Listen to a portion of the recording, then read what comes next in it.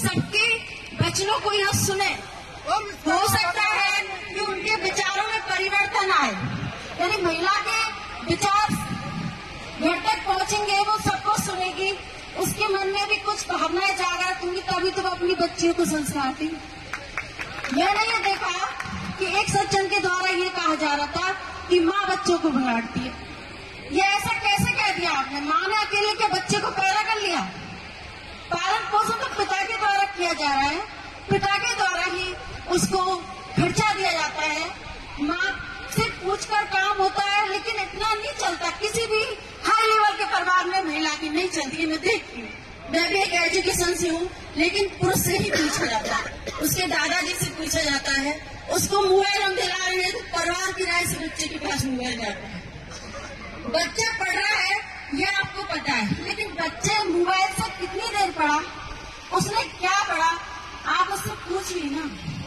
आप उसके लिए 1 घंटा नहीं तो आधा घंटा तो निकाले, आप कौन कौन से टॉपिक पढ़े और उस टॉपिक को लेकर आप उस बच्चे से चर्चा कीजिए कि वास्तव में बच्चे ने पढ़ा, तो बच्चे की एक्टिविटीज का आपको पता चल जाएगा। मैं ये नहीं कह रही पर डे बच्चों को चेक कीजिए, पर डे से तो बच्चे को भावना बन जाएगी भाई, लेकिन तो अचानक कहीं बाहर पड़ता है, उसके रूम पे जाइए, उसको सूचना मत दीजिए, तो बताइए बच्चे में सुधार होगा या नहीं। बच्चे का रिजल्ट डायरेक्ट नहीं आता है, उसका पहला टेस्ट होता है, पहले टेस्ट में बच्चे की रिपोर्ट का पता चल जाता है कि बच्चे की स्थिति सही है या नहीं।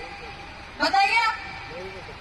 तो मेरा तो आपसे ये कहना है कि हर क्षेत्र में महिला को दोषी बता लिया जाता है। यह तो लड़की अकेली नहीं जा सकती, ले जाने वाला तो पुरुष होता है, हिम्मत तो वही देता होगा।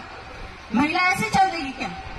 हो सकता है कि पुरुष उसको इस तरह की लालसा देता है और महिला लालसाओं में जाती है, क्योंकि परमात्मा के घर से महिलाओं को एक जननी का रूप प्रदान किया गया, आत्मीयता प्रदान की गई है, वो तुरंत भावुक हो जाती है और भावनाओं के साथ वो चलती रहती है, और उसी महिलाओं के लिए बार बार पुरुषों के द्वारा दोषी ठहराया जाता है। तो मेरा तो ये कहना है कि अकेले महिला गलत काम नहीं कर सकते, उसमें पुरुष का भी पहला हाथ होता है। पुरुष ही मत थम जाए, यदि गलती हो रही है, आपकी अच्छी दोस्ती है तो